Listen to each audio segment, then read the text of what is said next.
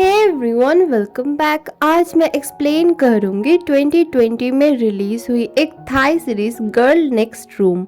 और इस सीरीज के अंडर ना 4 मिनी सीरीज रहने वाले हैं। स्टोरी कुछ ऐसी रहेगी, एक ड्रोम रहेगा, वहाँ पे बहुत सारी लड़कियां रहती है। वो लड़कियां बेसिकली यूनिवर्सिटी के स्टूडेंट्स होती है और वहाँ पे ही रहने वाली हमारी 4 फीमेल लीड्स रहेगी और उनके लव स्टोरी को ही दिखाया जाएगा। आज मैं एक्सप्लेन करूंगी girl next room midnight fantasy episode 1। तो चलिए शुरू करते हैं। एपिसोड की शुरुआत में हमारे मेन लीड को दिखाया जाता है। इसका नाम होता है टैन या फिर डीजे टाइटैन। ये एक लेट नाइट रेडियो शो का जॉकी होता है और इसका शो आता है रात के 3 बजे से 6 बजे तक और इसे कोई भी नहीं सुनता है। फिर हमारे फीमेल लीड को दिखाया जाता है। इसका नाम होता है मिमी और ये ड्रोम में शिफ्ट होने आई थी अपने पेरेंट्स के साथ। ये बहुत ही ज़्यादा डर रही थी क्योंकि इससे पहले कभी भी वो अकेली नहीं रहती थी। फिर भी उसके मॉम उसे बहुत ज़्यादा डांट के अंदर भेज देती है। उसके फादर को बहुत ही ज़्यादा बुरा लगता है। अंदर आने के बाद दिखाया जाता है ड्रोम की ओनर मिसेस जैम एंड उनके बेटे स्काई को। वो लोग मिमी से बहुत सारे क्वेश्चन पूछते हैं और मिमी बहुत ही ज़्यादा डर जाती है। मिमी डरते हुए उनसे पूछती है क्या यहाँ पे कोई गोस्ट है, मुझे बहुत ज्यादा डर लगता है। स्काई बोलता है मेरे मॉम से बड़ा भूत यहाँ पे कोई नहीं है। 2 रूम खाली थे, 311 एंड 313। मिमी को मिलती है 311। मिमी बहुत सारा काम करती है, फिर अपने डैड के पास कॉल करके बहुत ही ज़्यादा सैडनेस दिखाती है और उसके डैड को भी बहुत ही ज़्यादा बुरा लगता है लेकिन वो कुछ नहीं बोल पाते हैं। मिमी को बाहर से आवाज़ आती है। वो देखती है 313 वाले रूम से आवाज़ आ रही है और उसकी लाइट भी जल रही है। वो बहुत डर जाती है कि ये रूम तो खाली था। वो अंदर आके चेक करती है। उसे पता चलता है उस रूम में किसी ने सुसाइड कर लिया था। वो बहुत ही ज्यादा डर जाती है और कभी भी वो अकेली नहीं सोई है, इसलिए वो अपने बेस्ट फ्रेंड को बुला लेती है। लेकिन वो आते ही हॉरर मूवी चलाती है। वो मना करती है लेकिन वो धमकी देती है कि मैं चली जाऊंगी। इसके बेस्ट फ्रेंड का नाम होता है बैत्रान। बैत्रान की एक गर्लफ्रेंड थी जो मिमी को एकदम ही पसंद नहीं करती थी। वो कॉल करती है और उसे डांटने लगती है कि तुम मिमी के साथ क्या कर रही हो, चुपचाप घर आ जाओ। उसे घर लौटना पड़ता है। मिमी बेचारी बहुत ही ज्यादा डर जाती है और उसे तो नींद ही नहीं आ रही थी। फिर मिमी अपना रेडियो लेती है और हड़बड़ी में वो ऑन करती है। वहाँ पे डीजे टाइटैन की शो चल रही थी। डीजे टाइटैन बोलता है कि अगर आप चाहते हो तो मुझे कॉल कर सकते हो। तभी मिमी उसे कॉल करती है और चिल्लाने लगती है कि मैं बहुत डर रही हूँ, वो मुझे मार डालेगा। खिड़की पे कुछ है। उसे खिड़की पे कुछ इंसान जैसा दिख रहा था। मिमी बोले जा रही थी मुझे एक अनलकी रूम मिला है, इसका नंबर है 311 और ये 11 नंबर बहुत ही अनलकी होता है। टाइटैन बोलता है तुम थोड़ा सा काम डाउन हो जाओ, 11 नंबर अनलकी नहीं होता है, वो तो मेरा बर्थडे है और मेरा बर्थडे पता है पेपेरो डे में है। मिमी थोड़ा सा काम डाउन होती है और उसे टाइटैन बोलता है थोड़ा सा आसपास जाके देखो, वहाँ पे कोई नहीं है, ये तुम्हारा मन का वहम होगा। मिमी डरते हुए जाती है और देखती है वहाँ पे कुछ नहीं था, बस कुछ हैंगर रखा हुआ था। फिर मिमी उसे अपने पड़ोस वाले रूम के बारे में बोलती है 313, वहाँ पे किसी ने सुसाइड कर लिया है।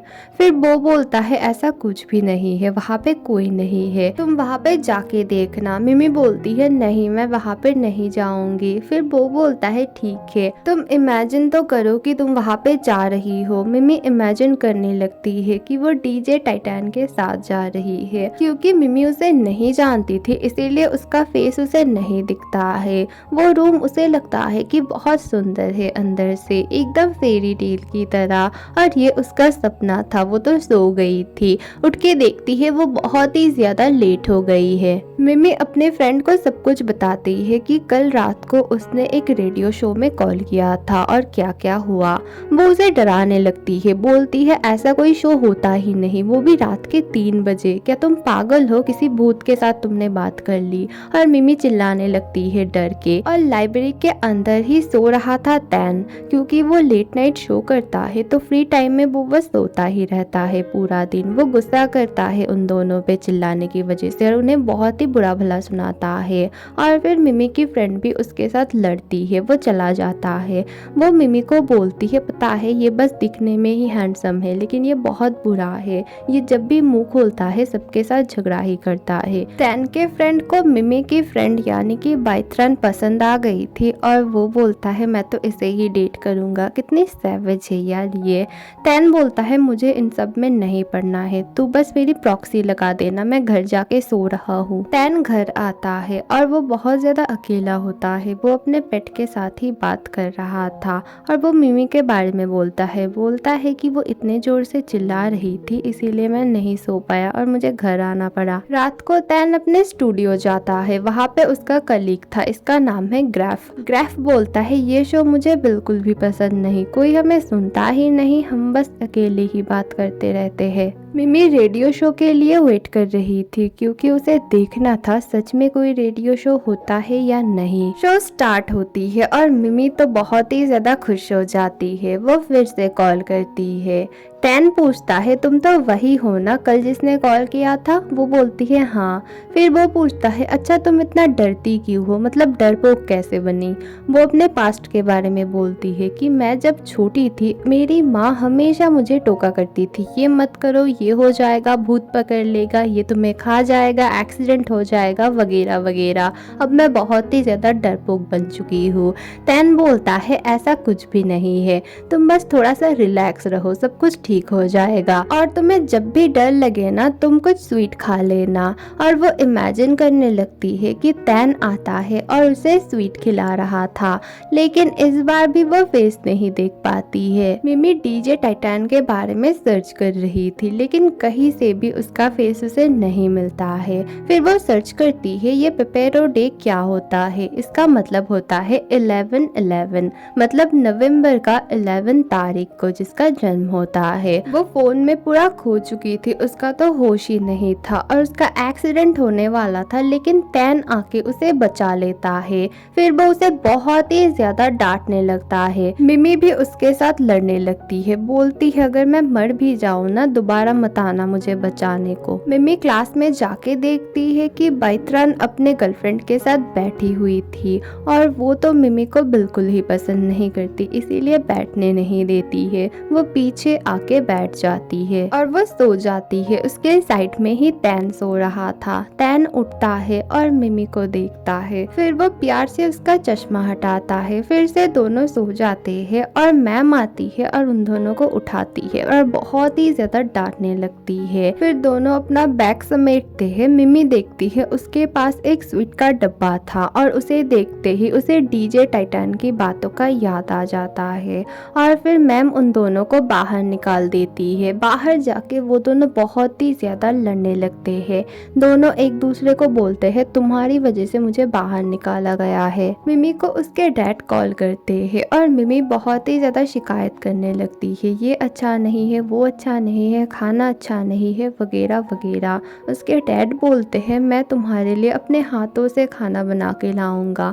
मिमी तो बहुत ही ज्यादा खुश हो जाती है। ड्रोम में वो एक लड़की से मिलती है, उसे वो डाइंग लेग बुलाती है, लेकिन वो बोलती है मेरा नाम डचेस है और मैं तुम्हारी नेवर वेवर कुछ नहीं हूँ। वो बहुत ही ज्यादा अजीब थी और उसके कपड़े भी अजीब थे। वैसे ये हमारी और एक फीमेल लीड है, इसके बारे में हम बाद में जानेंगे क्योंकि अगली स्टोरी इसकी होने वाली है। दूसरे डीजे लाइव आके अपना फेस दिखाते हैं। मिमी देखती है लेकिन डीजे टाइटैन अपना फेस कभी भी नहीं दिखाता है और सब लोग डीजे टाइटैन के बारे में इसीलिए बोला करते हैं कि वो अच्छा नहीं दिखता है, इसीलिए वो फेस नहीं दिखाता है और बहुत लेट शो आती है इसीलिए हम लोग नहीं देखते हैं। डीजे पिमाई को दिखाया जाता है, ये बहुत ही ज्यादा फेमस होता है और लड़कियां इसकी फैन होती है। लड़कियां उसके लिए बहुत सारी चीजें लाए थे। तैन आता है और बोलता है तुम तो इन चीजों को डस्टबिन में फेंक देते हो ना। असल में तैन और पिमाई पहले बहुत ही अच्छे दोस्त थे, लेकिन कुछ प्रॉब्लम की वजह से अब दोनों एकदम एनिमी बन चुके हैं। मिमी के फादर कॉल करते हैं। मिमी बोलती है मैंने आज खाना नहीं खाया है, आप आओगे? आप कब आओगे? वो बोलते हैं मैं नहीं आ पाऊंगा। एक्चुअली उन्होंने खाना बनाया था और वो जाने भी वाले थे, लेकिन उसके मॉम ने ही उन्हें मना किया है। डीजे टाइटन अपना शो शुरू करता है और मिमी आज उसकी लाइव भी देख रही थी। वो फोन करती है, वो बोलती है तुम लाइव में अपना फेस क्यों नहीं दिखाते हो? वो बोलता है तुम लाइव भी देख रही हो, मैं असल में फेमस नहीं हूँ इसीलिए अपना फेस नहीं दिखाता हूँ। वैसे आज तुम्हारे साथ क्या हुआ है? मिमी सब कुछ बोलती है कि उसके डैड नहीं आए हैं। वो बोलती है मेरे डैड और मॉम ऐसा दिखा रहे हैं कि वो लोग मुझसे प्यार ही नहीं करते हैं। फिर वो इमेजिन करती है कि डीजे टाइटन उसके पास ही बैठा है और बोल रहा है ट्रस्ट मी, वो लोग तुमसे बहुत ज्यादा प्यार करते हैं, इतना तुम मत सोचो। फिर मिमी बहुत ही ज्यादा जिद करने लगती है कि प्लीज मुझे तुम्हें देखना है, मुझे तुमसे ऑटोग्राफ चाहिए, सेल्फी उठाना है तुम्हारे साथ। वो उसे टाल रहा था। फिर वो बोलता है चलो हम लोग एक गेम खेलते हैं, अगर तुम जीत गई तो ये स्कार्फ मैं तुम्हें दे दूंगा जो मेरा है। वो बहुत ही ज्यादा टफ क्वेश्चन पूछता है, लेकिन मिमी जैसे तैसे गूगल करके आंसर दे ही देती है और टैन तो एकदम हैरान हो जाता है। मिमी बोलती है मैं अभी आ रही हूँ अपना प्राइज लेने के लिए, मैं तुम्हें देख पाऊंगी आज। वो भागते हुए जाती है, वो क्रैफ से मिलती है और बोलती है मैं मिमी हूँ। वो बोलता है ओ तुम प्राइज लेने आई हो इतनी जल्दी? फिर वो उसे सेम स्कार्फ देता है लेकिन न्यू। मिमी बोलती है मुझे ये नहीं चाहिए, मुझे उसका वाला चाहिए जो वो यूज करता है। क्रैफ बोलता है वो तो नहीं हो पाएगा। फिर वो पूछती है क्या वो अंदर है? क्रैफ कुछ बोलने जाता उससे पहले मिमी भाग के अंदर जाती है और वो डीजे टाइटन को ढूंढने लगती है, लेकिन कहीं भी नहीं मिलता है और वो बहुत ही सैड हो जाती है और वहां से चली जाती है। असल में टैन तो नीचे छुपा हुआ था। वो उठता है, ग्रैफ उसे बोलता है तुम मुझसे मिल लेते, वो तुम्हारी बहुत बड़ी फैन है। वो बोलता है नहीं, मुझे उससे नहीं मिलना है, ना मैं उसे देखना चाहता हूँ ना उसे मुझे देखना है। मिडनाइट फैंटेसी का एपिसोड 1 यहीं पे खत्म होती है। अगली वीडियो बहुत जल्द आएगी, थोड़ा सा वेट करना और ये वीडियो कैसी लगी जरूर से बताना। Thank you for watching, bye.